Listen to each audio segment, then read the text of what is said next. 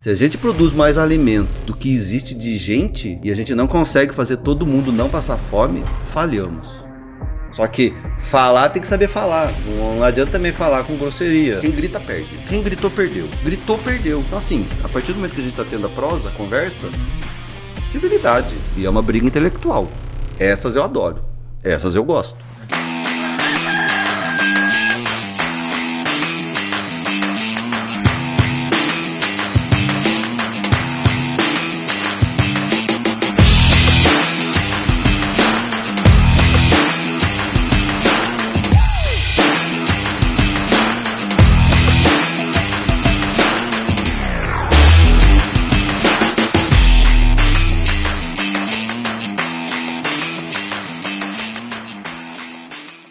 É hora do agro, pessoal, e a nossa prosa boa de lida traz hoje para falar com vocês Anderson Rolim.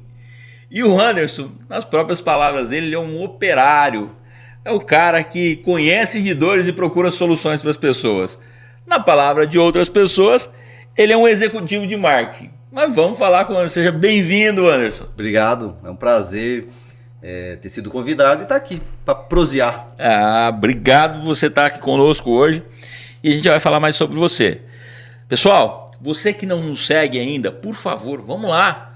Ativa o sininho aí no YouTube, começa a seguir nas nossas redes sociais, manda comentário para nós, ajuda a gente a fazer o programa também. Pode fazer sua crítica, fique à vontade, isso é importante para nós, a sua participação.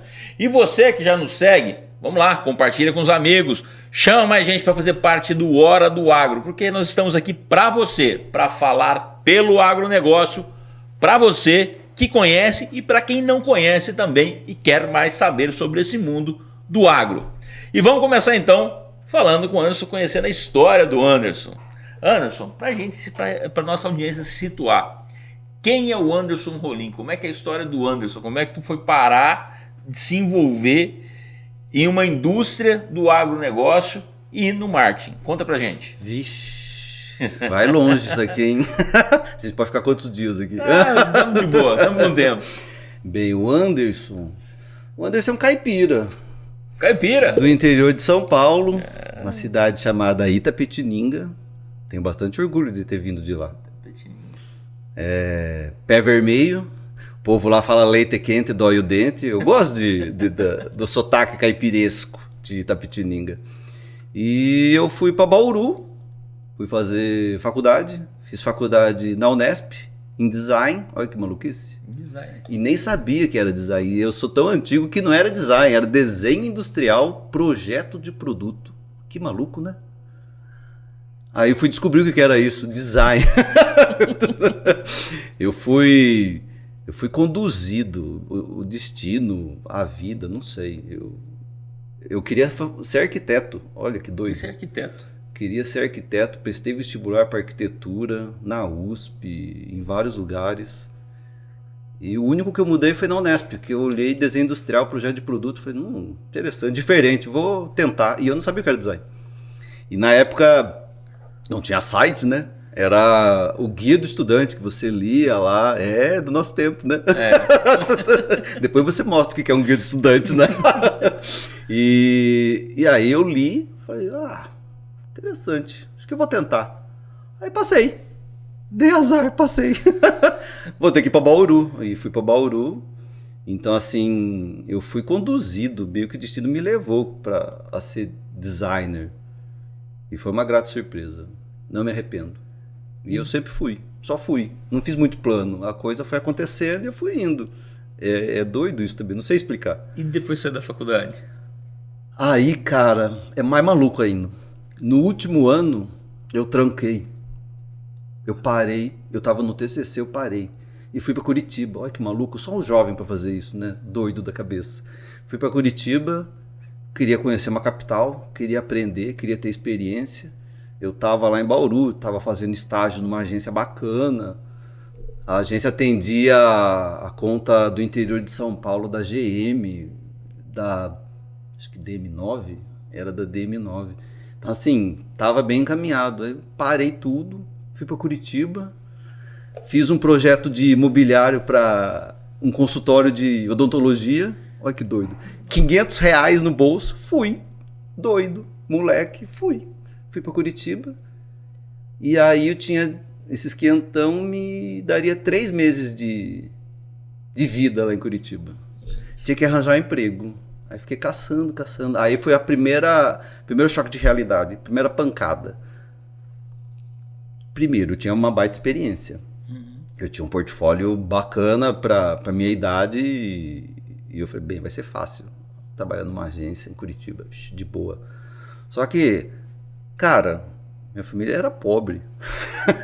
Eu não tinha roupa. Aí eu escolhi a cidade que é mais fria do Brasil. E eu fui no inverno. Olha que gênio. E aí, cara, foi quando eu sofri o primeiro preconceito. Chegava nas agências, não tinha roupa. Eu tinha um portfólio maravilhoso, melhor do que as agências, mas eles olhavam, mediam do pé à cabeça e... Não, com você eu não vou falar não. Então assim, eu fazia as ligações, marcava as agendas, chegava lá e olhavam pra mim, não. E nem a chancezinha de... Olha aqui meu portfólio pra gente... Conversa. Primeira pancada. Falei, putz, ferrou Goiás. E aí? Aí foi a primeira coisa que aconteceu comigo também, que depois eu fui descobrir. Eu tenho um nível de resiliência meio insano, um nível de persistência meio maluco. Eu não parava. E eu fui em muitas agências. E sempre não. Medindo assim, na cara mesmo, escancarado. Não tinha filtro.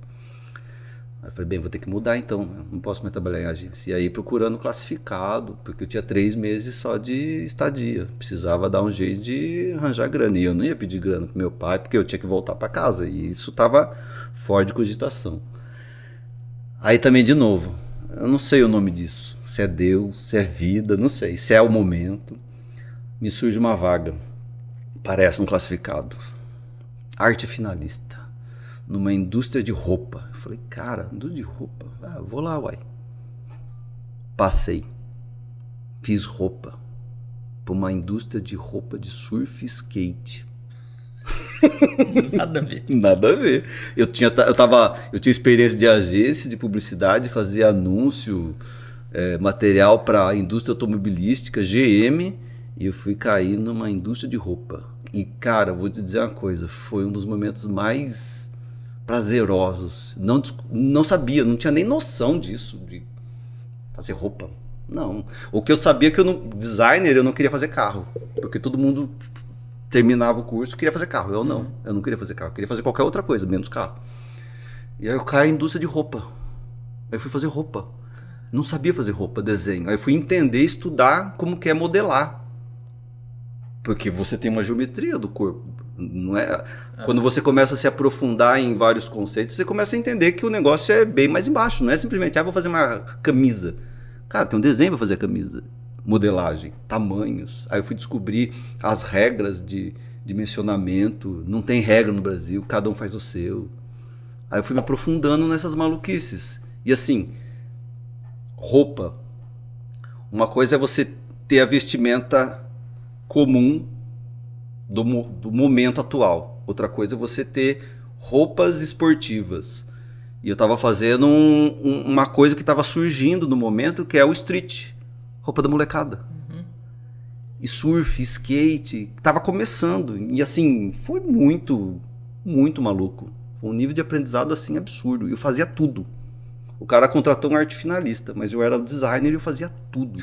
Eu fazia a ilustração, eu fazia o desenho das camisas, eu fazia o desenho das calças, fazia o desenho das bermudas, fazia o desenho de relógio, de tênis, de carteira, de boné, de tudo. Acompanhava a produção. E aí eu entendi o que era silk, ajudei a mudar processo de silk screen. Maluco. Fiz isso por 1 ano. 1 ano em Curitiba. E aí o que aconteceu? Eu descobri que esse trabalho era meu TCC. Falei, não, vou fazer. E eu criei 2 coleções. De verão e inverno. Alto verão, alto inverno e verão e inverno. Fiz. Eu falei, não, é meu TCC, pronto. Meu TCC, ou seja, sem saber eu parei, eu bloqueei, eu tranquei o TCC, a faculdade. Fui trabalhar. E no trabalho eu descobri o meu TCC. Você fez ele na prática. Fiz ele de verdade. Eu criei a coleção e levei para apresentar a coleção. Isso foi doido. E foi um dos momentos mais prazerosos. Porque assim, uma coisa é você andar na rua de uma capital num calçadão e do nada você vê o cara tá usando só estampa no peito. Você fala, rapaz, é uma sensação muito da hora. Adorei. Louco, né? E aí, um belo dia, aí eu falei, bem, entendi, aprendi. Aí você cria uma rede de relacionamento. Me convidaram para uma agência. Fui para uma agência daí em Curitiba. Pequena. Não deu para ficar 6 meses. Aí um amigo me chamou para trabalhar numa indústria agrícola. Nunca tinha trabalhado em indústria. Falei, indústria agrícola? Na onde? No interior de São Paulo, Pompeia. Falei, onde fica isso, senhor? Aí fui. Faltava isso no currículo. Trabalhar numa indústria. Falei, fica um ano só e tá tudo certo. E não tinha nada a ver uma coisa com a outra. Não, nada a ver. Indústria agrícola. Eu tava fazendo roupa. E eu tava adorando fazer roupa, não vou mentir pra você não. E foi pra uma indústria agrícola.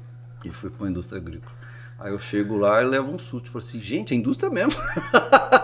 Não fazia ideia do que eram as máquinas. Nada.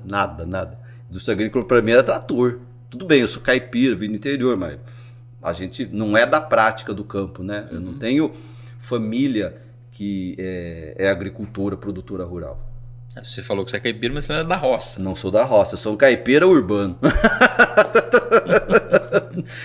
Mas quando você cai numa indústria dessa e você vê, e obviamente eu tinha experiência de agência, processo produtivo completamente diferente. É um processo produtivo também, mas completamente diferente, não tem nada a ver uma coisa com a outra.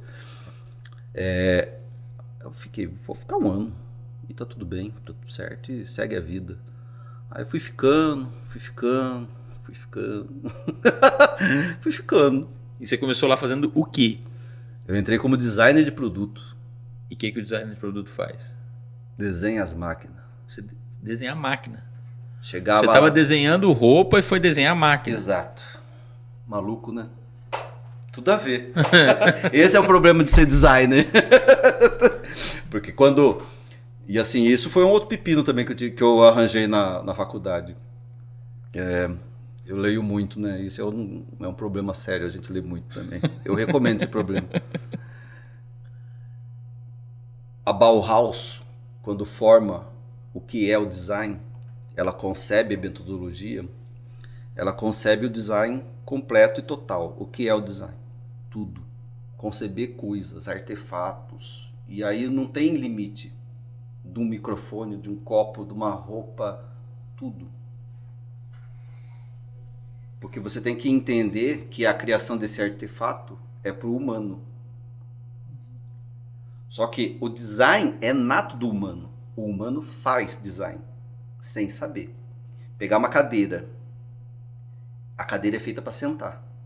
Mas pegar a cadeira, colocar ali no cantinho e você subir ela já não é mais para sentar. Ela acabou de virar uma escada. Isso é um ato de design. Você tirou a função dela inicial e colocou ela numa outra função.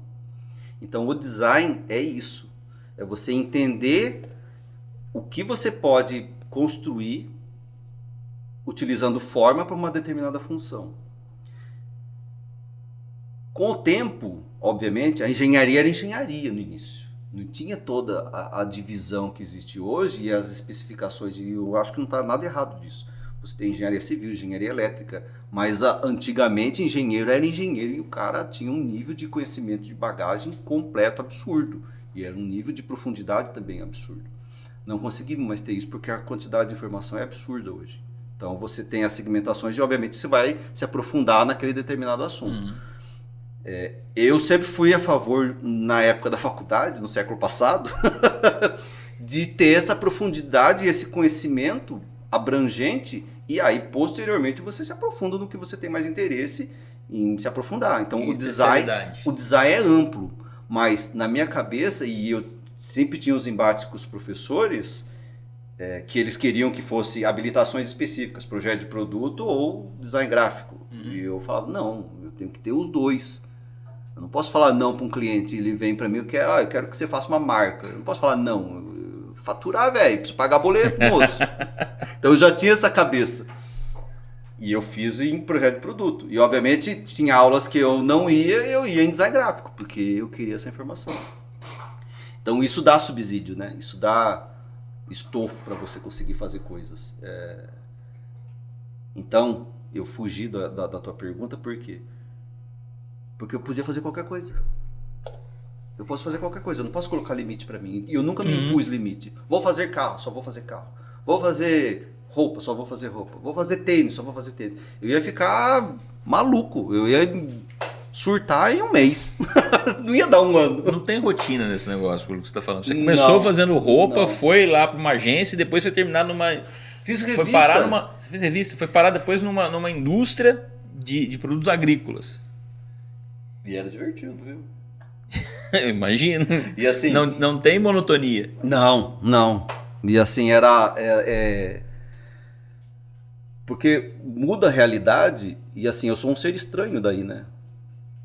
Eu sou um ser estranho numa indústria desse nível. Porque você não é porque a indústria agrícola, a indústria não é de modo geral, não só a agrícola, mas a indústria, ela é formada por engenheiros. E aí chega um designer, ferrou, né? A gente já sabe como que vai ser tratado. E aí, até conseguir o respeito, você tem que ter um certo... Tem que ter resiliência, jogo de cintura. Tem que dar umas pancadinhas de vez em quando, de leve. Mas foi uma escola. Só que eu tava meio que preparado, meio que o mundo foi me preparando para essas coisas. A gente só consegue entender também depois de muito tempo. Daí você olha para trás e fala, nossa, aconteceu isso por causa disso. E aconteceu isso e eu tinha isso. É doido. Tem uma fala do Steve Jobs que ele fala isso. Ele fala, tem coisas que a gente faz sem saber e a gente só percebe lá na frente quando a gente olha para trás. É muito doido isso. E é fato. Aconteceu comigo também. Acontece todo dia. Hoje, mais ainda. Depois de muito tempo. Então, eu nunca me impus limite. Nunca falei, não dá para fazer. Eu posso falar, é um pouco difícil, mas vamos ver. Mas não. Nunca. Com a bagagem que você vem acumulando, fica tornando cada vez mais fácil, né? Porque as novidades vão diminuindo. Sim. Por mais que... você sempre consegue provocar. Sim, mas sempre. Você tem hoje uma bagagem para você enfrentar essas adversidades muito maior. Sim, é uma coisa também que eu comento com a minha esposa. Havia um certo sofrimento para resolver alguns problemas no início de carreira? Sim, porque querendo ou não, você é jovem. Você tem a energia e o fogo da juventude. E ainda bem que é assim. Então você erra mais vezes, você sofre, mas você chega. O tempo te dá experiência. Então tem coisas que você fala, já passei por isso. Você corta atalho. Você não perde mais tempo. Você é mais assertivo.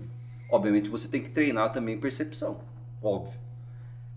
Mas hoje é muito mais rápido. Muito mais rápido. Não sofro também. E a questão também da paz, né? Eu busquei a paz. Então, quando você busca isso, muitas coisas tornam-se simples e claras. E te ajuda. Isso também foi uma bênção. Não posso negar, não. Nós vamos falar dessa empresa que você trabalhou, dessa indústria que você falou, porque lá você teve muita experiência, tem muita história lá nessa empresa. Fiquei né? bastante tempo lá. Ganhei maioridade, digamos assim. Mas você me chamou a atenção nessa história que você contou, quando você falou da imagem. Você falou da imagem, da dificuldade que você teve para ser contratado lá em Curitiba por conta da sua imagem, como você se apresentava. Sim. E não dá para a gente fugir da comparação com o agronegócio. A gente fala do agro, o programa ele é feito aqui para nós mostrarmos para as pessoas que o agronegócio não é que muitas pessoas dizem aí, que o agro é mau, que o agro polui, que o agro é ruim, enfim. E que o agro, muito pelo contrário, ajuda as pessoas, ajuda a ecologia, ajuda a produzir alimentos. E aí não dá para deixar de comparar, porque quando você falou aquilo, eu falei, mas pera um pouquinho, será que a imagem do agronegócio não tá meio nesse ponto aí? Será que o agronegócio não está igual o Anderson quando foi para Curitiba? Ele está se apresentando muito mal para as pessoas, apesar de ter um grande valor, de ter muita bagagem, ter um portfólio de experiência muito grande, mas se apresenta muito mal. Você que é da comunicação, você que é do marketing, o que você acha disso? Qual que é a sua opinião sobre isso quanto à imagem do agro? Quando eu entrei nessa empresa, obviamente, meu nível de conhecimento em indústria agrícola era zero. Sou bem realista, não vou enganar ninguém por isso, até porque fato é fato. E adquirir o conhecimento e entender as percepções, isso fui aprimorando. Mas eu trabalhei em agência de publicidade. Apesar de ser designer, eu estudei publicidade por conta. Fui atrás, entender marketing, Kotler, todos esses bacanão aí. E pra mim era meio que óbvio. Não tinha mistério. Então quando eu entro numa indústria agrícola, primeiro, a indústria agrícola é de pulverização. Eu fui entender o que era a danada da pulverização. Aí entendi. Primeira questão, quando um leigo pega uma indústria onde tem um equipamento de pulverização, solta veneno. Não é mentira, é veneno. Só que veneno é o linguajar de alguém que não tem conhecimento profundo. É o primeiro preconceito. Mas você vai falar o que você sabe. Só que se você for com essa pecha negativa, já não tem conversa. Acabou o assunto. Eu sou curioso. Eu quero entender esse negócio. Tô numa indústria, Deixa eu ver o que é isso aqui, velho. Eu tô fazendo negócio ruim ou tô fazendo negócio bom? Tô ajudando? Porque eu também tenho esse problema comigo. Eu não vou fazer, não quero fazer parte de um negócio que é ruim e que faz mal pra sociedade. É um problema meu também. É uma escolha. Aí eu fui entender o danado do negócio. E aí eu dei azar que nessa indústria não tinha só engenheiro mecânico ou engenheiro eletrônico. Tinha agrônomo no meio, tinha engenheiro agronômico. Eu fui perguntar pros caras, então, como funciona esse negócio aqui?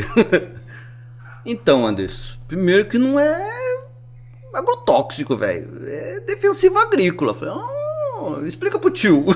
Qual a diferença desse negócio? Explica pro tio, porque eu sou designer, eu não sou agrônomo. Eu preciso entender. Então, assim, eu fui entender, eu fui aprender. Buscar esse conhecimento, para não falar besteira, para não passar vergonha. Passei várias vergonhas, várias. Vou contar uma que foi muito divertida, vou até cortar assim, o assunto. Eu não sou produtor rural, eu sou designer. Mas eu tava entendendo e eu entendo hoje muito bem o que é o agro. Mas se eu tô em formação e ninguém vai sentar com o lado do antes de um designer e falar assim, olha, é assim, assim. Não, você vai, bora. Anderson, precisa fazer o desenho de um pé de milho.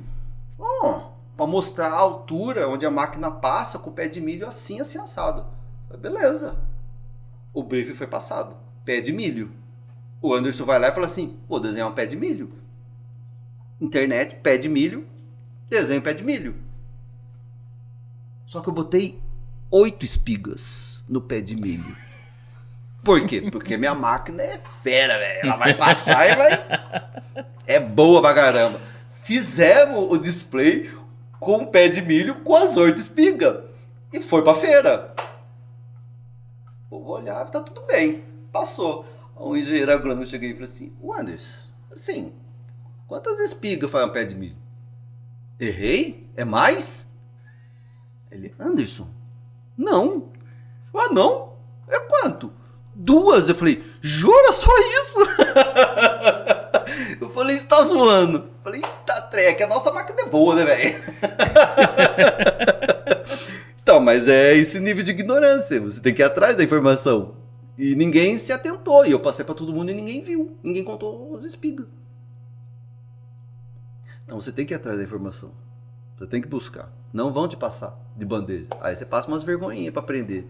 Você pode aprender na dor ou no amor. Essa foi na dor, na vergonha, mas aprendi. 2 espigas, nunca mais errei. Aí a gente aqui ensina, tá, gente? E aí, o que acontece? O agro, ele não fala. Ele deixa que os outros falem. E aí é o preconceito. E ninguém vai atrás da informação. Ninguém vai buscar quantas espigas tem um pé de milho. É bom você falar. É bom você contar a sua história. E não deixar os outros contarem a sua história. Então, a falha reside aí. Primeiro que não tem associação de fato na prática, onde todos falam uma única coisa. A comunicação clara. Porque você tem que traduzir a fala.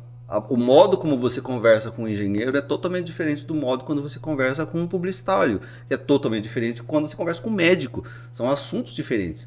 Só que há sempre um denominador comum que você pode trazer para esse patamar onde todos têm clareza e entendimento e transparência.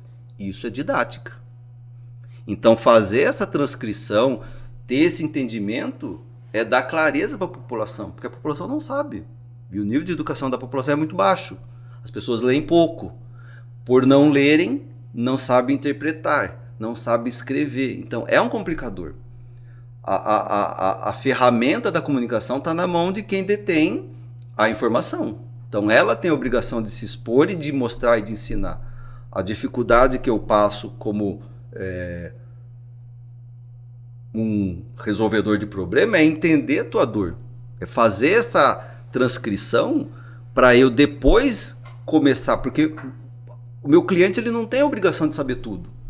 Então, a minha obrigação é ensinar. Então, o meu papel não é só falar, ó, teu problema é esse, tchau. O teu problema é esse, por causa disso, disso, daquilo. Podemos fazer isso por causa disso. Então, é um processo de atividade que você, ao mesmo tempo, está produzindo, você está ensinando. É cansativo, mas não tem outra solução. Eu não posso enfiar a goela abaixo, porque o cara também está assimilando. Se ele te deu a oportunidade e a confiança de ouvir, você tem que aproveitar o momento. Então, isso eu aproveito. Leva mais tempo, mas eu estou construindo um castelo, não estou construindo um murinho. E assim é a longo prazo, só que com resultados a curto, médio e longo prazo. Essa é a brincadeira que eu aprendi. Tá dando certo. Você me chamou a atenção para uma situação. A gente fala, o programa é para a gente falar para as pessoas, para falar para quem é fora do agronegócio, para entender esse mundo do agro. E aí você me chamou a atenção para algo, agora que o óbvio, às vezes é óbvio para quem é de dentro do agronegócio. Sim. Então, como você falou da espiga de milho, é óbvio para você, né? Para quem tá no meio, você olha e fala, não, isso é óbvio, gente. Sou da cidade, moço. Mas você fala para quem é da cidade, a pessoa da cidade fala assim, mas eu pensei que era mais. A vaca para um bezerro por ano, demora 8 meses para desmamar. Mas demora tudo isso? E depois desmama, então já vai para abate? Não. Vai desmamar, vai recriar, depois vai ter que engordar, então é mais 2 anos. Imagina toda essa complexidade. Para depois ir para o frigorífico, para depois essa carne parar na sua mesa. Então você vai contando, o pé de café, como é que é o pé de café? Eu tenho que plantar todo ano? Não, o pé de café você planta, ele vai crescer, você vai colher vários anos aquele pé de café. E qual é a obrigação da população saber tudo isso? Não sabe. Não tem obrigação nenhuma. Não tem obrigação, mas aí você olha para o agronegócio e vê, como você falou muito bem. Outros contando a história por ele e cada um conta a versão que quer. Sim, né? É o que interessa. É o que é conveniente. Então, assim, o que é conveniente para o agro? Se expor de um modo adequado, correto e transparente. Assim como em qualquer outra profissão, você tem os bons e os ruins. Normal, humano. Humano, é assim mesmo. Eu estava conversando com um amigo esses dias e a diversidade da nação brasileira é absurdo. É absurdo. O Sul não tem nada a ver com todas as particularidades. São Paulo. Sul de São Paulo é um tipo. O litoral norte de São Paulo é outro tipo. O litoral sul é outra coisa. Aí você tem o povo da capital. Aí você tem o norte de São Paulo. Aí você tem o oeste de São Paulo. Ali já tem uns 5, 6 países. Só desse pedacinho de chão. A diversidade é maluca. Aí você vai pro Nordeste. É outro país. Um monte. Aí vai pro Norte. É mais uma pancada. Então, assim, o Brasil é uma diversidade, uma coxa de retalho maluca. E a riqueza tá aí, na diversidade. Porque é isso que faz a gente ser diferente. Não existe um país no planeta igual ao Brasil. Com esse nível de riqueza cultural diversa. É um problema, mas ao mesmo tempo que é um problema, é uma força. E a gente consegue ainda ter um denominador que junta tudo. É mais maluco ainda. Só um brasileiro para falar. Se você perguntar para qualquer estrangeiro o que é um brasileiro, ele tem dificuldade de responder. Mas ele sabe de uma coisa. Os caras são felizes, os caras são criativos. Os caras são. Os caras... Mas se você pergunta para um brasileiro o que é ser brasileiro, ele tem dificuldade. Ele não consegue. Porque a gente não consegue se ver. Você levantou agora outra questão que é a seguinte. Você fala, você é lá de Itapetininga. Você já se identificou. Não, eu sou caipira. Caipira, uai. Sou caipira. E como caipira, logicamente, que você tem uma outra visão, por exemplo, do paulistano. Sim. Né? Opa! E aí você vai para as outras regiões do país. E você estava lá na comunicação dessa indústria. Você estava no design, mas também você participou da comunicação. Sim. E como é que você faz uma comunicação para essa diversidade de brasileiros? É doido, né? É possível fazer uma comunicação só para todo mundo? Não. Como é que você faz? Acabei de falar. Como é que você faz essas várias comunicações? Como é que você consegue ajeitar tudo isso? Você tem que conversar, prosear bastante. O que todo mundo hoje fala, você tem que segmentar as personas. Então, a gente fazia isso, não desse jeito hoje mais analítico e sistematizado, mas a gente fazia. A gente entendia, obviamente, eu não vou comprar um horário nobre da Globo para divulgar um pulverizador. É loucura no Fantástico. Você é doido da cabeça. Mais de 1 milhão para... Não, né? O meu público não tá lá. Eu tô dando um tiro de canhão maluco. Total. Onde não tem ninguém total, que você quer acertar. Total inocência. Tá, o cara pode até assistir a novela, assistir Fantástico, tá tudo certo. Mas é loucura rasgar dinheiro. Então você tem que ser inteligente e assim. Nunca trabalhei numa indústria. Nunca. E provavelmente nunca vou trabalhar. E não existe indústria que vai rasgar dinheiro porque quer. Ninguém é doido disso. Os tiros têm que ser certeiros e lógicos. Então você vai atrás do teu público. O Centro-Oeste é um público. Você faz a comunicação específica para o público do Centro-Oeste. Ali, regional. Sulista também. Então você faz específico. E cada um tem suas particularidades. O cafeicultor pensa de uma maneira. É numa região determinada. Canavial é outra parada. Usina. Pecuarista, outra coisa. Então, se você não entende essa diversidade, não dá para dar um tiro para acertar tudo. Isso é loucura. Mentiram. Não tem como. A única coisa que tem em comum entre todos eles é que quem fala mal de todos. Exato, porque daí coloca tudo no cestinho e tá tudo certo. Pega um indivíduo que vai lá, faz uma coisa errada e coloca a culpa em todo mundo. Sim, exato. Não tem como. De novo, né? É o preconceito, é o caminho mais fácil. Agora, a partir do momento que você abre o debate, você começa a trocar ideia. E é bom que tenha divergência. É na divergência que a gente constrói coisas muito mais sólidas. E eu não espero ter certeza em tudo. De forma alguma. Nunca esperei. Eu quero ter a troca. Aliás, eu sempre busquei parceiro que divergia. Porque me fazia repensar. Faz repensar. Isso é verdade. Eu não sou dono da verdade. Eu posso ser maluco, pensar coisas fora da caixa, mas pode ser que eu viajei demais. Pode ser que eu me afastei muito. Então me traz um pouco... não tem problema nenhum. Então assim, a mudança é saudável, assim como a divergência. Nunca fui contra isso, de forma alguma. Agora, a gente tem que ter... tem que estar aberto a isso. Tem que estar aberto. Não dá para fechar. Senão, não tem prosa. E nessa prosa, Anderson, quando a gente fala todo mundo fala mal do agro, todo mundo quer falar mal, porque tá na moda, não, vamos falar, porque... E essa é a nossa briga, nossa peleia é essa. Porque, cara, você tá falando mal do agronegócio, você não tá falando de um CNPJ, você não tá falando da empresa, você tá falando de pessoas, você tá falando de vidas, de histórias. Nós já contamos várias histórias aqui, de pessoas que vieram para o sertão mato-grossense, pessoas que foram lá para o Rio Grande do Sul, que foram criadas lá, nas diversidades que tem no Sul. Sim.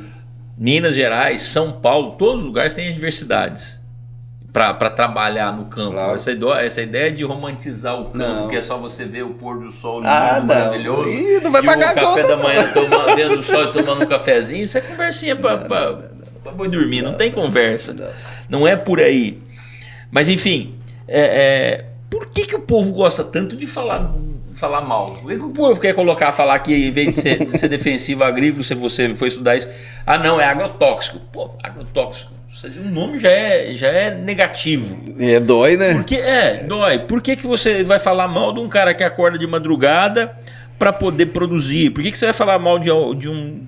Vou citar aqui que a empresa que você trabalhou, do japonês que vem para o Brasil para montar uma indústria que acaba, no final das contas, ajudando a potencializar a produção do país, criando mecanismos para poder otimizar a produção com aplicação de defensivos agrícolas, e o povo ainda quer falar mal. É falta de conhecimento, né?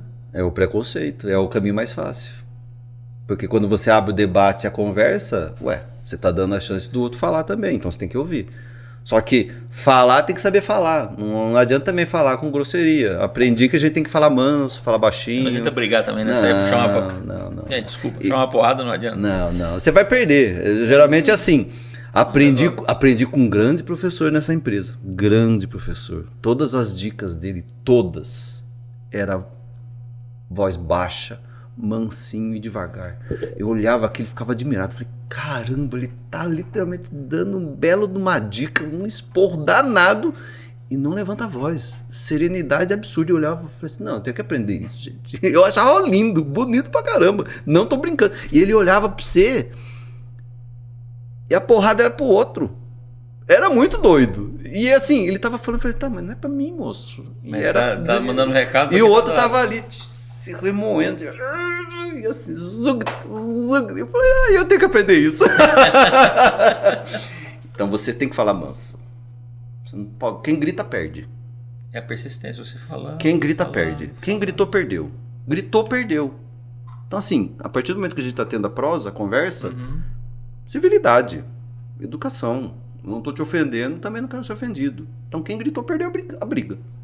E é uma briga intelectual. Essas eu adoro. Essas eu gosto. A discussão intelectual ela é bacana. E eu uso todos os meus recursos. E, na verdade, não perdoo. Ninguém perde. Eu uso todos os meus recursos porque eu busco provocar para eu aprender também. Porque você tem muito para ensinar. Todo mundo tem. Nessa discussão eu tô falando ninguém perde. Não. Se você souber. Não, porque o que é você aprende. O que é uma prosa senão uma negociação? E o que é a melhor negociação? É o ganha-ganha. Aí que tá o pulo do gato. Não é eu ganho e você perde. Porque se você perde, você pode ficar rancoroso. E não faço mais negócio e eu não faço mais, você não faz mais negócio comigo. E você pode ser vingativo. Olha as possibilidades negativas que ocorreram só por causa disso. Eu ganhei. E eu vou falar mal pra todo mundo. É dele. É a natureza humana. Ocidental. Não vejo dessa forma. Eu acho que é ganha-ganha. Eu posso ceder, você cede e a gente chega no meio do caminho. Equilíbrio. Diminui a amplitude. Encontrar a paz, mesmo na divergência. É isso que a gente tem que buscar. Aí a gente consegue construir junto. Não tem outra forma. A gente desaprendeu a construir junto. Cooperativismo é construir junto com divergência. Com cada um sendo de um jeito diferente, mas achando denominador comum. É dessa maneira. Bem de todos. Então assim, a gente tem N exemplos dentro do agro, e não só no agro, mas especificamente como a gente está falando do agro, desses modelos, de você construir junto, e construir assim, coisas assim fantásticas. Olha quantas cooperativas absurdas a gente tem no Brasil. Não existe isso em outro lugar. Não existe. Só tem aqui. Só quem sabe disso? O povo brasileiro não sabe disso. A gente é muito falho, aí eu me coloco também, porque eu estou envolvido no agro, mas a gente é muito falho em comunicar. Muito falho. A gente não comunica do jeito certo. A gente se veste mal. E não precisa. A gente se veste mal. Mas o meu mal é porque eu era pobrezinho. Eu tava ferrado, né? Eu tava início de carreira. Mas o se veste mal mas o Brasil, se você for olhar para a história recente, o Brasil saiu de um agronegócio do caipira. Sim. Do Jeca Tatu. Sim, sem recursos, para ser o agronegócio pujante que é hoje, de 30 anos para cá. Sim, com tecnologia absurda. A evolução do agronegócio, a gente está falando de 30 anos. A gente teve um boom tecnológico no agro que nenhum outro lugar do planeta teve. E assim, mérito de entidades de pesquisa séria, que não estavam brincando. O Mato Grosso era terra improdutiva, certo? Sim. Vai falar que hoje é improdutivo. Você é maluco. Você é doido. Quem que planta 2 vezes, 3 vezes no ano? Nós. Mas não planta simplesmente, vou botar ali a semente e tá tudo certo. Não é jogar ali e banho dele. Não. É tecnologia. É adubação, e assim, preparação de solo, plantio direto. Exato. E olha o que a gente tá passando. O clima mudou. E aí? Nós vai esperar mesmo? Vai ser reacionário ao invés de antecipar? É isso, a gente precisa conversar, e é uma conversa com todo mundo, não é uma conversa sozinha. São decisões que vão ter impacto pesado na nação. Só que não é um assunto Fácil. Ninguém é dono da verdade. Por isso que tem que ter o consenso. Falando de assunto que não é fácil, quando a gente fala que deve ter interesse de alguém para se falar tão mal do agronegócio, porque sim, você interessa a quem? Não sei. Aí é opinião própria, tá? É opinião minha, particular. Acho que isso tem muito mais interesse de quem não consegue andar junto com o Brasil. Eu gosto de brincar que o Brasil é aquele cavalo de corrida potente, forte, mas tapeado. Então, quase uma piada é uma amarrada, tá, gente? Tá com as mãos amarradas, colocaram um jockey pesado, freio na boca dele, estão segurando e não consegue segurar toda essa potência. Por quê? Porque os cavalinhos velhos e fracos que estão lá na Europa e nos outros países, que não conseguem ter aquela mesma potência de produção, precisam correr junto. E a única maneira de ter eles correrem junto é se atrapalhar o cavalo, que é o Brasil, o grande cavalo produtor, correr, é atrapalhar ele a correr. Do contrário, eles não vão acompanhar. Não acompanha assim. É porque tem o pensamento do ganha-perde, né? Agora, se você tem um ganha-ganha, e se o Brasil é o celeiro do mundo, então assim, a gente já vai assumir, né? Deixa a gente produzir, nós vai fazer comida pra todo mundo, tá? Já faz. Não é só pra mim, é pra galera. É tipo reduzir a fome. A gente produz, olha que maluco, você com certeza sabe disso. A humanidade produz mais alimento do que pode consumir. E a gente tem fome. Isso é doido. Isso sim é uma coisa séria. Isso sim é uma coisa séria que você fala assim, como assim eu produzo mais alimento e tem gente passando fome? Então a gente tem um problema muito sério conosco. Como civilização humana. Civilização. Não tô nem falando. Falhou no desenvolvimento. Não tô nem questionando o país. Agora eu tô questionando a raça humana mesmo.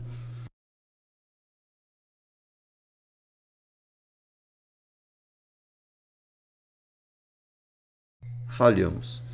Então assim, o problema é sério. E a gente está no século XXI. Lembra dos Jacksons? Eles estavam no século XXI. A gente chegou no século XXI. A gente só não tá voando naquele carrinho. Não estamos voando aí. Telefone, mas o telefone existe. O robô limpando a casa tem. Sim. Então assim, a gente tem questões muito sérias que a gente não resolveu ainda. Muito sérias. Porque, de novo, né? A gente sempre vai cair na história do ganha-ganha, cara. A gente não conversa ganha-ganha. É doido isso. A gente precisa rever muita coisa. Eu tô falando com bastante humildade, assim, porque esse modelo de pensamento me veio muito novo. Porque eu também queria ganhar. E isso é um aprendizado. A gente é ensinado assim. Ganhar, você tem que ganhar, você tem que ser o melhor. Eu acho que a gente tem que ser o melhor. Tem que ser competitivo. Você tem que fazer o seu melhor. Sim, o seu melhor. Possível. Possível foi o aprendizado. Porque você não vai nunca conseguir fazer o ideal. Você vai fazer o que é possível. E você nunca vai ter as melhores ferramentas. Você vai ter o que é possível e o que existe na mão. Eu não vou ter sempre a melhor equipe, a melhor ferramenta, o melhor briefing, o melhor tempo, o melhor orçamento. Isso é um devaneio. Isso é uma loucura. Não vai acontecer. A vida vem e passa uma rasteira. Grau! Aí você fala, opa! Você vai fazer o melhor que é possível. Com o tempo que é possível, com o orçamento que é possível, com a equipe que é possível. Então faça o seu melhor. Agora, é o ganha-ganha. Com muita clareza, com muita transparência, alinhando expectativas. Simples assim. A conversa é simples, a gente complica demais as coisas. É difícil isso também, né? O simples é complicado, é incongruente isso, mas se você olha e fala assim, o ser simples acaba sendo muito complicado. Leonardo da Vinci já tinha falado isso. A simplicidade é o último grau da divindade. Você chegar no simples, você tem que ser... Cara, você chegou perto do divino. Olha que maluco, é uma frase bem simplesinha. Obviamente eu adaptei, né? Não vou lembrar exatamente.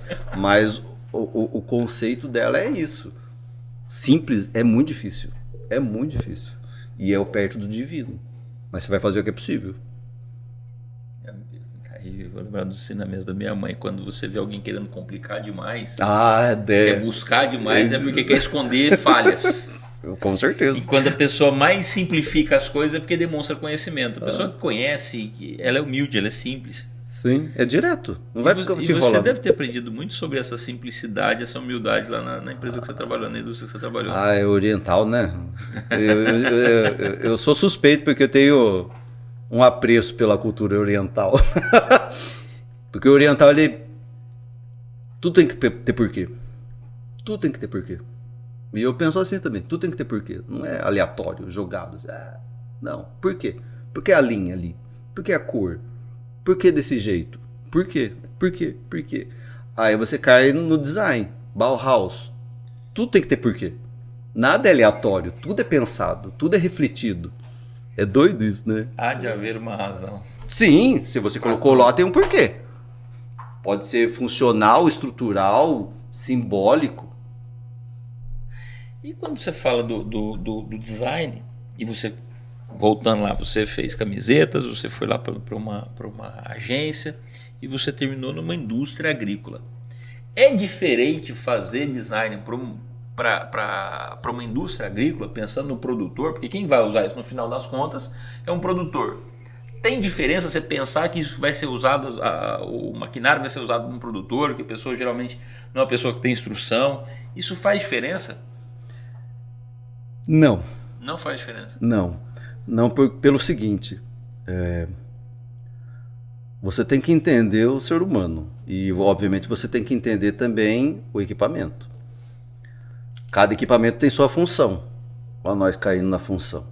E o engenheiro, ele vai conceber a máquina pensando nas funcionalidades mecânicas, hidráulicas, elétricas e todo o resto da equipe.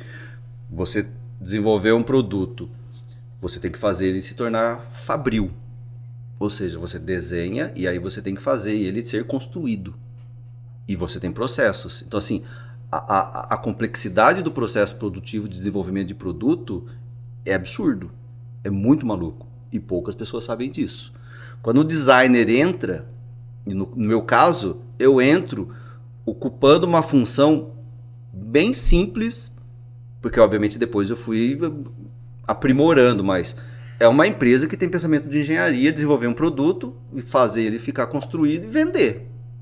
O design entra porque a empresa começou a conceber e está com um nível de maturidade que entendeu que o produto não é só a função. Ele tem outras questões. Então, o primeiro preconceito ele tem que ficar bonito. Aí lembra do design. Carro. Uau. São os preconceitos. Uhum. Então, é a brecha de entrada de um designer. Por quê? Porque é uma falha também do designer, da área de design, explicar o que é o design. Falhamos. Então, o meu processo de trabalho exige também que eu explique o que é design. De uma maneira mais simples, obviamente, para você adquirindo mais maturidade de conhecimento e aprofundando sobre o que é isso. Então, quando você começa a desenhar um equipamento, eu começo desenhando tanque. Então, chega lá uma medida. Tem 2 longarinas. Essas são as distâncias, comprimento, largura. O volume aqui é 3.000 litros. Não pode passar daqui, não pode passar daqui, não pode passar daqui, não pode passar daqui. Pronto, faz aí. É mais fácil fazer um cubo. É mais fácil fazer um cubo. Um engenheiro faria um cubo. Uhum. Aí eu sacaneio os meus amigos. Vocês fazem um cubo, nesse volume tá tudo certo. Nós quebra o canto. Só que só chegava a isso. Maluco. Eu olhava, não, velho, eu quero entender como é a máquina. Não, você pode ver a máquina. Mas como que eu vou fazer um... Eu falei, velho, pensa comigo, a gente vai desenhar o tanque e eu não sei a forma da máquina, posso fazer um negócio totalmente desconectado da forma geral. Eu tava falando grego, o cara olhou e falou assim, quê? Porque não tinha esse nível de maturidade. Ele tava fazendo uma máquina, ponto. Eu já tava falando de forma, de atração, de entender outras questões, vai ser de fibra, vai ser de plástico, vai ser do quê? Vai ser a aparência desse negócio. Porque dependendo da forma, eu consigo fazer com plástico ou não, ou vou fazer com fibra. Então, sim, a forma também vai me delimitar o processo produtivo e a matéria-prima. Só que isso era um outro nível de maturidade que a gente foi construindo no decorrer do processo, né? Mas os primeiros é estética. É fazer faixinha, fazer um tanquezinho ali bonitinho. E aí o povo olha com aquele desdém, né? Aí você fala, então tá, como que você compra um carro? Você compra um Lada? uma Kombi? Qual que é o seu carro? Ah, o meu carro é um Corolla. Por quê? Ah, porque ele é bonito. Ah, e o cara não pode comprar um pulverizador porque ele é bonito. Ele tem que comprar o feio. Mas aí eu só tô falando um aspecto do design, o styling. Mas você tem outras questões, que é questionar a forma dele, a função, a aplicação. Ele tem que ser com barra, pode ser com outra coisa. Aí é profundidade de design, aí você está fazendo outras coisas. Quando surge o celular, é teclado. Porque o paradigma é teclado. Só que a tecnologia do vidro já existia, do toque. Teve que ser um maluco para falar, eu não quero tecla. Quebra de paradigma, todo mundo, você é louco, você é louco, você é louco, você é louco. Eu falei, eu quero. Ah, mas o mercado não quer. Mas eu quero.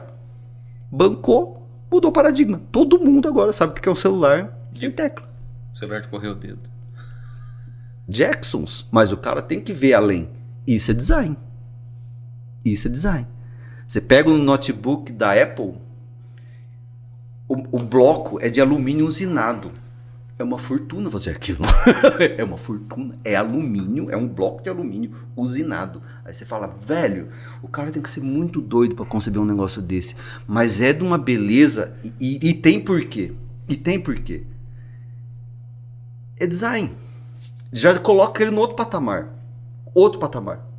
Outro. Agregou valor absurdo ali. Ele já sabe o que ele quer. Ele não vai ser para todo mundo. É para alguns.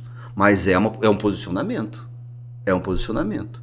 Quando o cara cria um celular, e o cara criou esse celular, ele era uma empresa que faz só computador. O cara cria um celular e cria uma demanda maluca e cria iTunes e vende música, coisa que ninguém tinha conseguido até então. O cara criou uma demanda que não existia, uma necessidade doida, um produto, e todo ano muda e todo ano o cara quer. Se isso não é maluquice, isso é design. Isso é design. É além da simples função.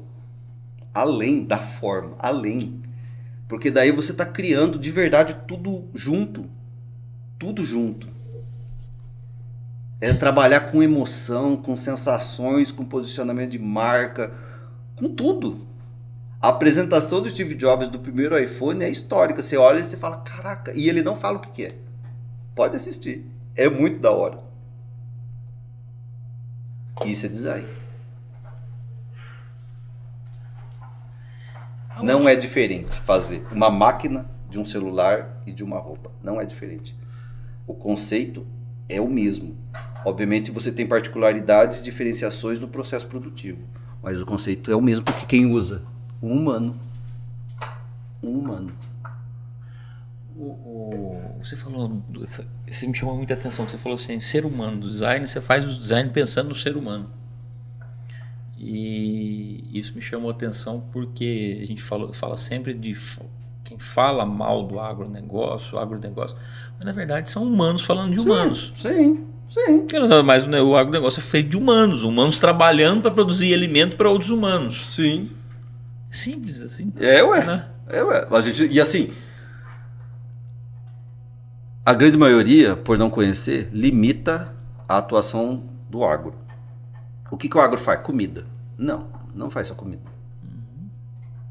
Não faz só comida. Faz energia. Faz fibra. Roupa. Então a complexidade do agro é absurda. Só que quem sabe? Não sabe. Mas o agro não fala. Aí você está esperando que todo mundo vá atrás? Bem, não vai, desculpa. Eu que sou esquisito mesmo. Mas tem outras formas do agro melhorar essa imagem além de falar. E aí você ficou falando de design. A apresentação dos produtos do agro pode ser diferente? Pode. Deveria, né? Deveria.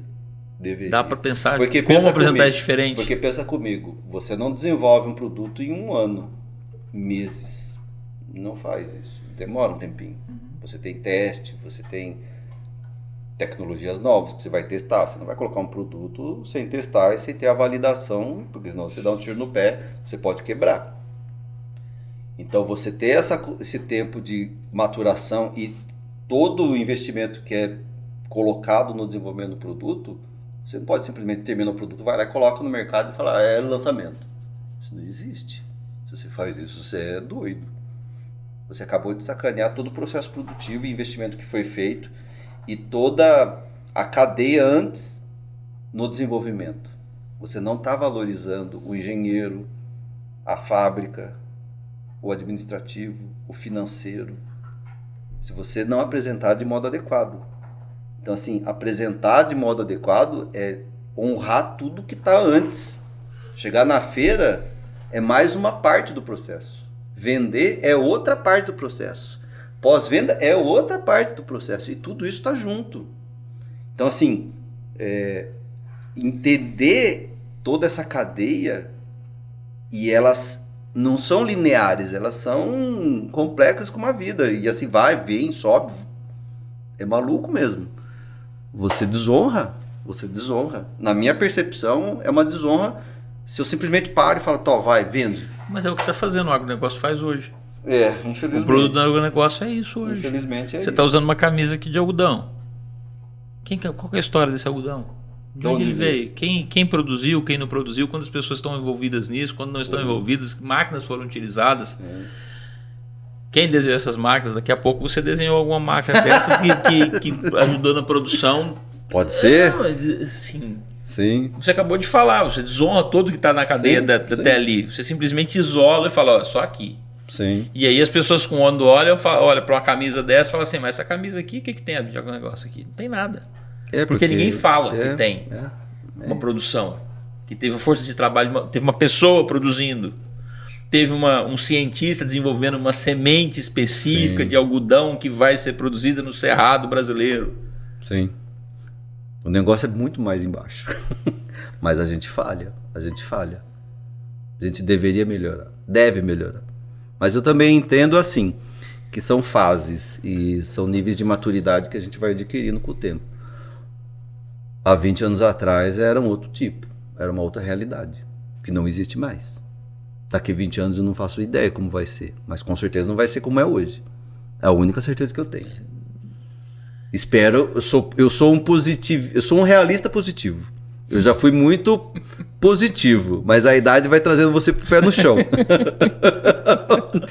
A minha mulher que fala, eu sou negativo, porque se vai dar errado, vai. E às vezes não dá, eu fico feliz. Falei, tá certo, é uma forma... Não cria expectativa. Exato, não cria expectativas, é uma forma inteligente de pensar. Eu era muito positivo e às vezes eu quebrava a cara mesmo. Hoje não, hoje eu sou mais realista.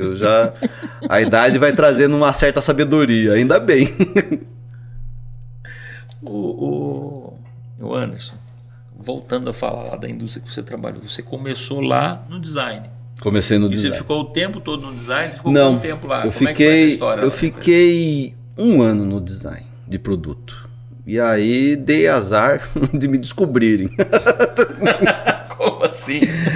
Aí o gerente de marketing na época descobriu que eu havia trabalhado em agência e ele precisava de um cara lá que tinha formação e experiência em agência. Aí ele me chamou, me convidou. Quer ir pro marketing? Eu falei, E aí eu lembrei de um assunto, de uma brincadeira que um amigo meu fez no passado. Você quer crescer na empresa, você fica perto do presidente. Eu falei, E o gerente de marketing era braço direito do presidente. Eu falei, então eu vou ficar perto do presidente, gerente de marketing, eu. Tá perto. Falei, tô pertinho, né? Hoje eu não tô pertinho não, tô bem longinho. Então eu falei, não, vamos, bora. E aí eu fui para a área de marketing. E aí foi outro perrengue maluco. Aí é outro tipo de aprendizado. Porque eu saio do ambiente de engenharia e, querendo ou não, nesse tempo eu criei uma rede de amizade, consegui um certo respeitinho lá. E eu falava com o pessoal do comercial, da engenharia. Então, assim, eu tinha uma facilidade de andar nesses ambientes diferentes. E aí viram isso como uma vantagem, porque o marketing comercial não falavam direito, davam uns BO junto com a engenharia. Mas marketing comercial sempre tem sempre dá. Então, aí eu entrei meio que, o menino ali é bonzinho. E eu fui meio que construindo essa rede de amigos, né? A gente vai criando amizade, intimidade e eu sempre quis aprender. E eu gosto de história e eu ficava perto dos velhos, porque eu queria aprender com os velhos para não fazer os erros que eles já tinham feito, né? Isso eu era ligeiro. Isso é inteligência.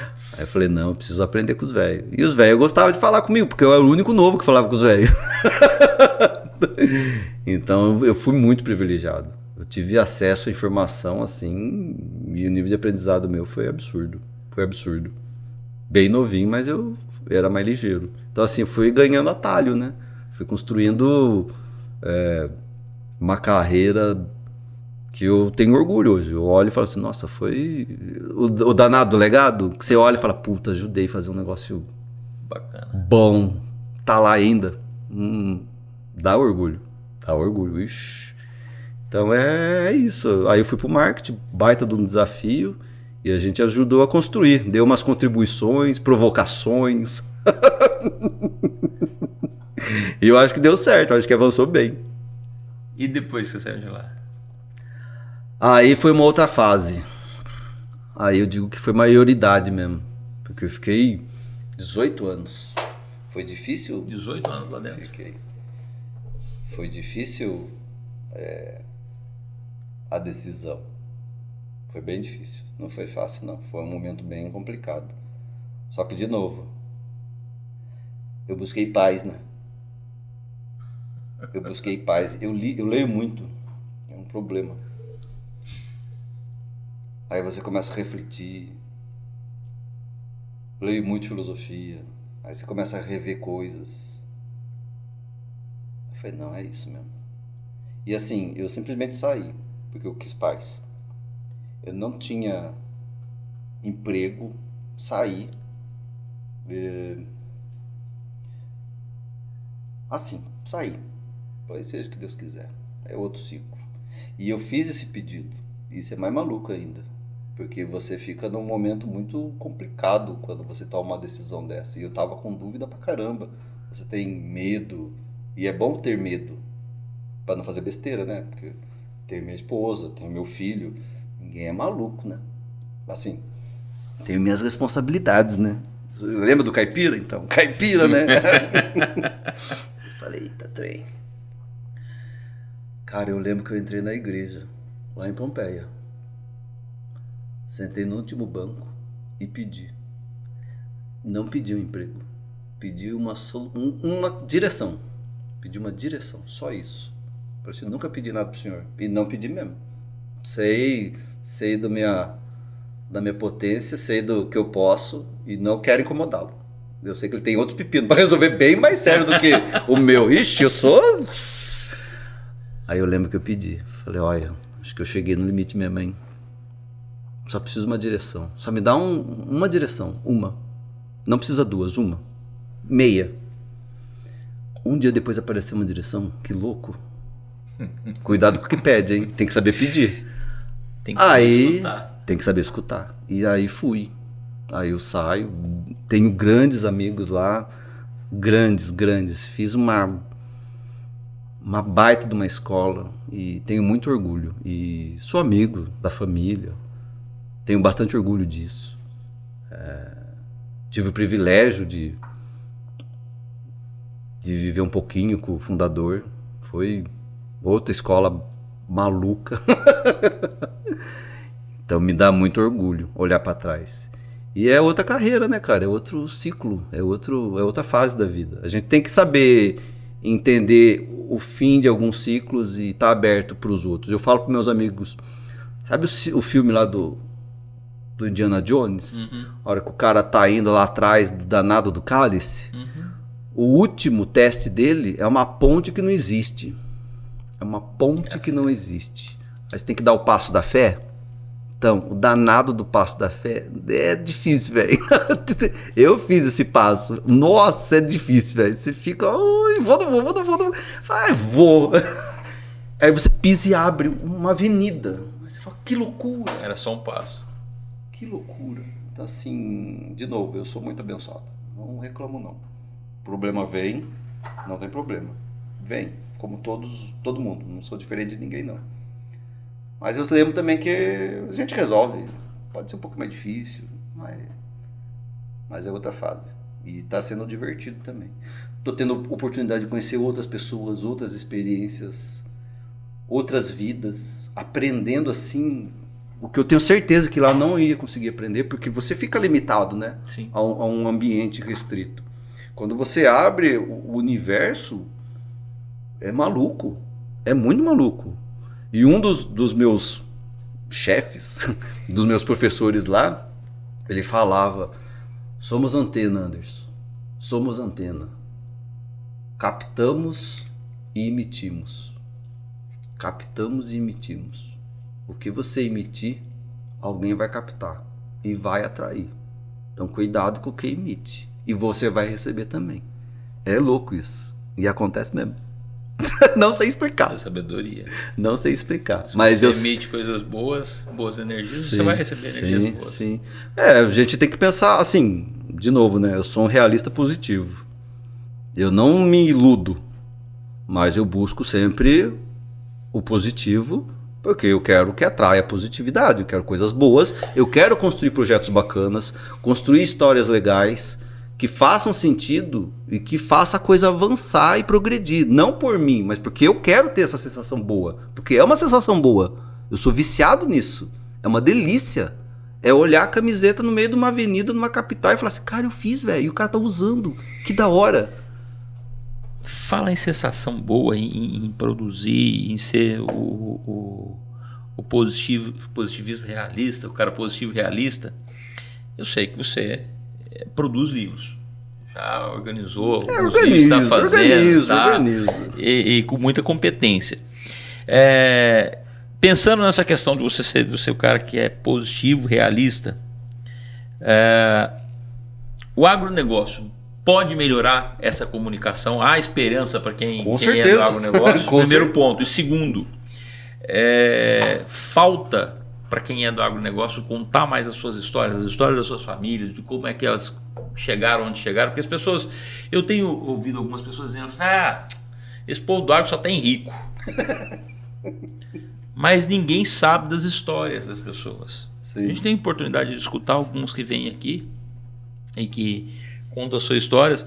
E um dia até o Odílio Bobinotti falou assim, não, Leonardo, quando eu vim para cá trabalhando na fazenda, eu trabalhei de badeco. Badeco é o cara que vai lá na plantadeira olhar se está caindo a semente ou não. E hoje eu sei que aí você olha para ele assim, mas o Odílio Bobinotti trabalhou de badeco. O cara trabalhou mesmo. Então as pessoas não entendem isso, olham para ele hoje, olham para grandes produtores hoje e falam, esse cara nunca fez nada. Sim. E a gente sabe que a história é diferente. Falta para esse pessoal registrar melhor a sua história, contar em livros, divulgar e falar melhor também, puxar individualmente, deixar de falar que o agro tem que comunicar, mas puxar a responsabilidade para si e fazer isso melhor.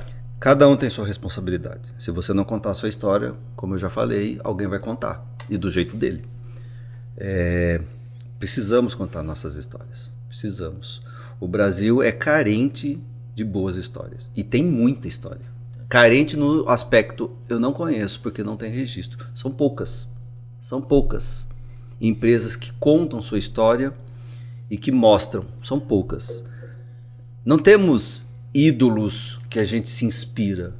Nossos ídolos são jogadores de futebol ou atletas. Se perguntar, me fala um pesquisador. Não sabem. E existe. Me fala um escritor. Poucos leem. Poucos falam. Então assim, a gente tem N personalidades inspiradoras. Mas nós não sabemos, porque a gente não vai atrás e é difícil pro povo, porque o povo tá precisando comer. E aí vai o preconceito. Não tem educação, não tem segurança. O agro é rico. Eu não acho que o agro é rico. O Brasil é rico. O Brasil é uma potência. O agro faz parte do Brasil. Agora, não é só o agro, é tudo. É tudo. Agora, se você não fala, se não conta a sua história, como que você quer que o cara saiba? Não estou querendo que você seja um soberbo mas você tem que ter exemplos de vida registrado para valorizar a conquista. Porque se você não sabe o passado, como que você vai entender o presente e vai construir o futuro? É impossível. Por isso que eu gosto de história. Uhum. Porque o ciclo humano de história da civilização, ele vai e volta. E se a gente não sabe a história, a gente comete os mesmos erros. É de uma burrice absurda, né? Eu às vezes olho e falo assim, não é possível a gente ser tão burro assim. De novo, gente. Ai, meu Deus. Então, assim, De novo, eu sou realista positivo. Eu sempre espero que a gente vai melhorar. E historicamente, a humanidade está melhorando. Está melhorando. A gente fica assustado, mas está melhorando. Eu tenho essas conversas com meu filho e com a minha mulher. E, não, tá pior. Eu falo assim, não, a gente avança e recua. Ué, civilização, é humano. Umas coisas sim, outras... Humano é. Você quer que eu faça o quê? É assim mesmo. Não é perfeito. É assim mesmo. Só que o que era... A gente sabe... Olha que doido, né? Eu vi num documentário que eu não vou me recordar agora, mas o cientista fala assim, a gente vivia em caverna. A gente comia carne sem nada, natural. Comia matinho natural. O ar era puro. A água era límpida. E nós vivia 30 anos. Aí a gente foi avançando, Idade Média. Continuou vivendo 30 anos. E aí tinha umas poluição muito louca, higiene zero, 30 anos. A gente foi quebrar a barreira dos 30 em 1900 e pouquinho. Faz 100 anos, menos de 100 anos, que a gente conseguiu estourar a barreira dos 70.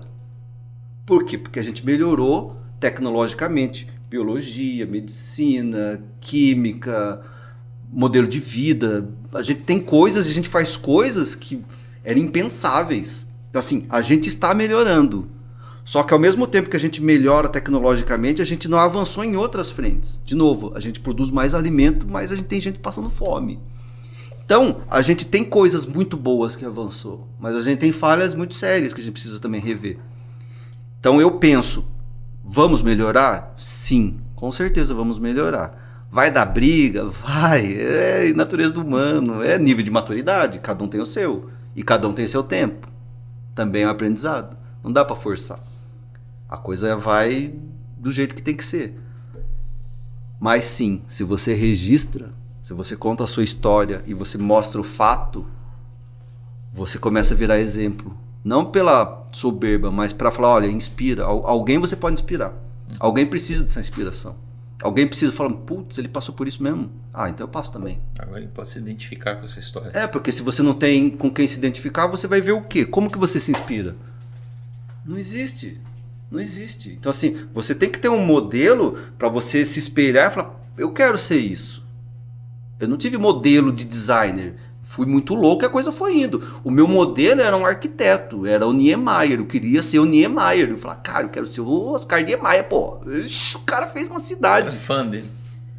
Só que a vida foi me levando para um outro lado. Mas o meu modelo, com as minhas limitações de acesso, era o Oscar Niemeyer. E não sabia o que era isso, mas eu sabia mais ou menos a direção. Você pode planejar uma coisa, mas a vida vai falando, ah, vai para cá, para lá. E você vai se moldando. Não é linear, né? Não. As coisas vão se ajeitando. Não, a vida não é reta. Pode ter certeza. É bem curvo. E o Niemeyer tem uma frase que ele fala: o universo é curvo. A beleza é curva. E quando você vai pro Rio de Janeiro e você vê o que é, você fala, cara, é por isso que é curvo. Ele olha isso aqui, é curvo mesmo, é bonito pra diabo. Então a inspiração tá ali, né? Falando em história, antes de a gente começar, você estava começando a história que eu achei muito curiosa e queria que você repetisse. Para o nosso público, você estava falando da história da Ferrovia Noroeste do estado de São Paulo. Conta essa história pra gente, como é que é o negócio das cidades lá, dos nomes das cidades. Isso foi o que me contaram, e aí você pega no mapinha e faz sentido. Obviamente, tem mais cidades, né? Mas quando estavam abrindo a estrada de ferro, você começava e o centro era Bauru, eu não me lembro o que era antes, mas era Bauru o centro. E aí eles foram construindo a estrada de ferro, e eles foram fazendo povoados, vai avançando, vai fazendo povoado, vai avançando, vai fazendo povoado. E esses povoados foram virando cidades. Ah, mas tem que dar um nome, né? Ah, tem que dar um nome. Como que vai dar um nome? Ah, sei lá, abecedário. Começou com B, Bauru é o C. Eu não lembro qual que era o C. Aí vai indo, aí chega em Marília. Aí tem Marília, avança um pouquinho Nóbrega, avança um pouquinho Oriente, avança um pouquinho Pompeia, aí para a linha. Obviamente depois seguiu, né? Mas se você pegar a linha de trem, o nome das cidades é um abecedário. Isso foi uma coisa muito doida, que eu lembro que eu falei, jura que os caras fizeram isso? Foi. Falei, caramba. E Pompeia não era Pompeia, era um outro nome, que agora eu não vou me recordar. Otomânia, acho que era Otomânia. Aí eles tiveram que mudar, porque não tava batendo a obesidade. Aí, gente, curiosidade pra você. Você ficou curioso, vai lá, pega no mapa, confere. Se não tiver batendo a história, manda nos comentários aí que a gente vai cobrar do Anderson essa história direito, tá? Eu vou cobrar depois do cara que me contou essa história. Você vai ter que falar com ele. E curioso também que você estava falando que essa ferrovia de Bauru é a que vinha a Corumbá. Sim, que tinha um nome também, era o... Como que era? Ai, fugiu o nome, gente. Não vou lembrar. Tô ficando velho mesmo. E essa ferrovia é que levava o gado para Bauru, pro frigorífico. E aí, aqui quem mora no Mato Grosso sabe que em Cáceres, o gado do Pantanal, você embarcava nas balsas boiadeiras, descia o rio até chegar em Corumbá. Em Corumbá embarcava no trem, na ferrovia, e ia para Bauru, para o abate. Então assim, tá tudo ligado, né? Aí imagina como é que era aquela época. A gente está falando hoje, o pessoal puxa gado de caminhão para lá e para cá. Imagina naquela época a dificuldade. Nossa, loucura. E assim, Bauru, a estação ferroviária de Bauru tá desativada. Mas é um prédio gigantesco. Maravilhoso. Maravilhoso. Aquilo ali era um centro cultural, qualquer coisa. É uma pena. Bem que você falou, que a vida é um ciclo, né? É o ciclo. O ciclo da estação ferroviária de Bauru passou. Sim. O que ficou foi a história. Sim. E se não tem ninguém para contar a história... Como que fica? Quantos bauruenses sabem disso? Com certeza poucos. Tem um museuzinho lá, tem uma tentativa. Mas o prédio todo, cara, é um patrimônio. E a gente tem esse problema nacionalmente. A gente conta muito mal as nossas histórias, as conquistas nacionais. A gente conta muito mal. E tem um pouco de vergonha, talvez, não sei. Você vai em outros lugares, outros países, tem lá museu disso, museu daquilo, e eles contam a história. Não estou pedindo para fazer um museu mega high-tech. Cara, começa devagar, a coisa vai ganhando corpo e vai crescendo. Não precisa querer fazer tudo de uma vez. Vai devagar. Melhor devagar é disciplina e vai conseguindo constância, musculatura. É simples assim a brincadeira. Só que a gente conta muito mal. Quando não conta errado, né? Quando não cria heróis errados, quando não destroem os verdadeiros heróis. É difícil, e por aí vai. É difícil, né? Eu não vou saber quem é que falou isso, que a história é contada pelos vencedores. Sim.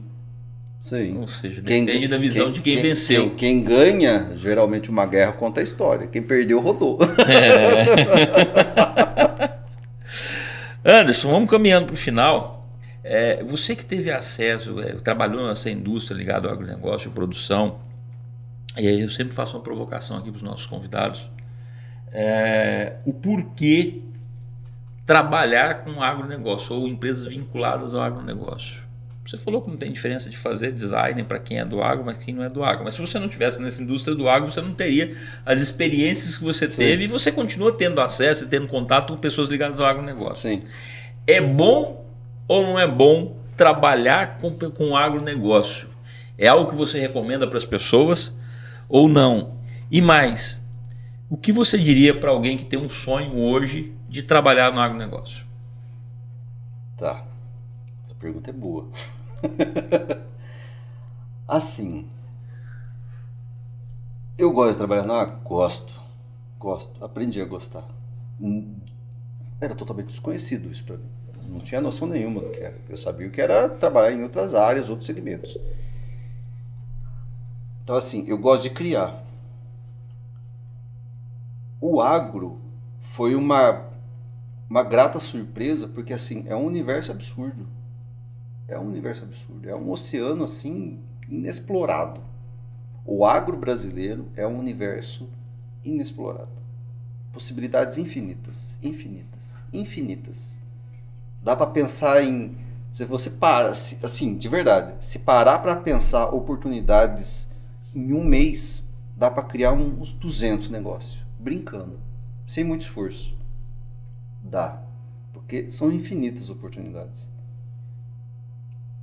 Agora, recomendo trabalhar? Se você gosta, se brilha teu olho, com certeza. Você tem que ter prazer. Tem que ser bom. Porque se você transforma o trabalho em diversão, você não tá mais trabalhando. Eu fui abençoado com isso. Essa benção eu tenho. Eu faço o que eu gosto e eu faço com prazer. Os problemas surgem? Surgem, porque é normal, todo mundo vai ter. Não sou diferente de ninguém. Só que eu curto a jornada. Pra mim é mais importante a jornada do que o fim. Quando chego no fim, até fico com um pouquinho de tristeza. Falei, puta, acabou, velho. Podia ter mais um pouquinho, né? Mas tem que acabar algumas coisas pra começar outras. Mas esse também é o aprendizado que eu tive. A gente tem que fazer o que gosta com paixão, com verdade. O agro, assim, tem possibilidades maluquíssimas. Eu pensei tanta maluquice nessa empresa. Você não faz ideia, cara. Você não faz ideia. Eu trouxe experiência de revista, eu trouxe experiência de brinquedo, eu trouxe experiência de... Quando nem falavam de jornada de cliente, eu já estava pensando como fazer feira pro cara. Eu fui na Disney e falei, cara, os caras são malucos, velho. O cara entra no brinquedo aqui, faz isso aqui. O cara fica 1 hora e tá curtindo. Ele, no final ele faz o brinquedo. Em 2 minutos acaba o brinquedo, ele cai numa loja e a loja... Jornada do cliente, velho. Experiência. Voltei maluco. Falei, nossa, eu quero fazer isso nas feiras, velho. E comecei a fazer algumas coisinhas limitadas, algumas questões, mas... Então, assim, olha a oportunidade maluca que tem. É infinito. Não acaba. Obviamente, a gestão das empresas precisa ter essa visão, né? Precisa ser um pouco maluco também. Falar assim, vamos fazer devagarzinho? E medindo. É outra falha nossa. Precisamos medir. E a gente não mede. E aí tentar falar questões subjetivas. Esquece, velho. Eu não quero discutir gosto. Gosto azul, amarelo, cada um gosta e tá tudo certo. Agora, transformar o porquê, de novo. Por que é azul? Por que é amarelo? E transformar isso em número e mostrar vantagens e desvantagens e opções e para onde que vai, o porquê, é aí que tá o pulo do gato também. Então, assim, recomendo se for tua vibe. Se for tua vibe, vá. Se tua vibe for fazer comida, vá fazer comida, restaurante. Se tua vibe é medicina, vá pra medicina. Se tua vibe é engenharia, vai pra engenharia. Ah, mas engenharia... Cara, tua vibe, testa. Não mas tem engenharia para o negócio também. Tem, claro que tem. Ixi, engenharia para o negócio tem um monte. O campo é absurdo. Absurdo. Mas tem que ter vontade. Tem que ter vontade, não vai ser fácil. Não dá pra gente também pintar o pavão. Pavão, às vezes ele encolhe o rabo. Não é fácil, não tem moleza. As coisas são construídas com bastante esforço, bastante resiliência. Tem que aguentar o rojão. Tem preconceito no meio? Tem, é normal. Faz parte da brincadeira. Agora, tem que aguentar. Tem que acreditar muito. Se você não acreditar em você, esquece, já acabou. Você tem que acreditar em você. Pro outro acreditar. Se você não acredita, nem começa a jornada. Todo mundo tá assistindo Odisseu, né? Ninguém leu, mas todo mundo tá lá. Cortaram um monte de coisa, mas tudo bem. Mas é uma boa referência. É difícil mesmo. A jornada não é fácil. Não, a jornada do herói... Mas você tem que curtir ela. Lógico. E assim, a jornada do herói, como você comentou, ela é altamente complexa e você tem muita simbologia ali que serve de respaldo para você ter um entendimento na sua vida. Mas é um conhecimento muito fora da caixinha, né? As pessoas não vão atrás. E é difícil. Então, assim, você tem que buscar o seu caminho. Não tem receita de bolo pronta. O que serviu para mim não vai servir para outro. Serviu para mim. Eu posso só falar da minha experiência. Eu não posso recomendar nada para ninguém. Mas você pode ser uma referência. Cuidado. Eu me policio muito para falar com meu menino, que já é um homem e já está no caminho dele, que eu falo assim: eu não posso falar sobre a sua juventude, porque eu não vivo a sua juventude. A sua juventude é a sua juventude. Eu posso falar da minha juventude, como foi e o que aconteceu, e as experiências que eu passei. As suas experiências são suas. A gente vai te conduzir. Somos guia. Guia. Sempre tive esse entendimento. Eu não sou dono de ninguém, tampouco de mim. Sou guia no máximo. E vou te acompanhar. Quando você precisar de ajuda, eu tô aqui. Vai fazer besteira? Vai tomar puxão de orelha. Mas nós tá aqui. Então, assim, no máximo eu posso te dar dicas, mas a decisão não é minha. Então, assim, a decisão não é minha. A minha eu tomei. Às vezes acertei, às vezes errei. Mas isso é aprendizado, né? Mas eu recomendo, assim. Pra mim, né? Cara, que prosa sensacional. Obrigado, Anderson. Fica à vontade, você fica à vontade no microfone se quiser deixar uma mensagem, quiser mandar um recado para alguém. Eu acho que eu já dei mensagem demais. Mas falo demais, né? Boas lições como essas que você deixa sempre são valiosas. Ô louco, não é tudo isso, não. Obrigado pela prosa, foi muito divertido. Eu tava meio receoso, falei, ixi, não vai ter... Tem muita coisa para falar. O que eu posso falar, e assim, eu acho que... O que fica de dica, se é isso que pode ser falado também. A gente tem que buscar o nosso caminho. Cada um tem o seu. Cada um tem o seu. Não tem receita. Cada um tem o seu. Vai ter que se entender. A gente tem uma dificuldade danada para olhar para o espelho e se ver de verdade. A gente sempre coloca uma máscara ali. Só que a gente tem que ter coragem, né? A vida é feita de coragem também. Tem que ter um pouco de coragem. E se jogar e falar, puta, eu sou assim. Bom, ruim. Não somos só bom. Tem umas coisinhas ruins. Mas eu acho que a gente tem que buscar essa melhora. Essa questão de evoluir, de viver bem. É muito bom viver bem. É muito bom viver em paz. Eu acho que eu tô conseguindo. Cheguei no meio século. Nem esperava ter chego. Eu achei que ia estar bem mais estragado. Comecei até a fazer exame. Falei assim, ixi, será que tá tudo bem aqui por dentro? Mas tá bem ainda. Precisa fazer umas coisinhas, uns ajustes, mas tá tudo certo. A lataria tá boa ainda. Mas a gente tem que buscar ser feliz, cara. Você não veio pra cá pra sofrer. Não veio. Se a gente sofre, tá errado uma coisa. Se a gente sente dor, tá errado uma coisa. Não pode. Mas tem que buscar ser feliz e tem que viver bem. Um aprende com o outro. E essa é a brincadeira. Obrigado. Prazer. É isso aí, gente. É por isso que essa prosa sempre é boa de lida. E a gente aqui continua com essas lições do Anderson trouxe para nós hoje. Imagina a nossa missão de levar para vocês conhecimentos como esse, histórias como essa do Anderson, que são vinculadas ao agronegócio, que conheceram muito de perto e conhecem muito de perto quem está no agronegócio, que são seres humanos, que trabalham diuturnamente para outros seres humanos. E a vida é assim. E por isso que a gente segue aqui na Hora do Agro. Você que nos segue, compartilha com um amigo. Se você tem algum amigo que não entende do agro, que às vezes fica falando mal no agro, manda esse vídeo para ele, fala para ele assistir a Hora do Agro. De repente isso pode mudar na vida dele, ele pode começar a enxergar as coisas de uma maneira diferente. E você que não nos segue ainda, começa a seguir também, compartilha, ajuda a divulgar esse nosso conteúdo com outras pessoas que podem se beneficiar com isso. E na próxima semana estaremos aqui com vocês de novo no Hora do Agro. Fiquem com Deus. Tchau.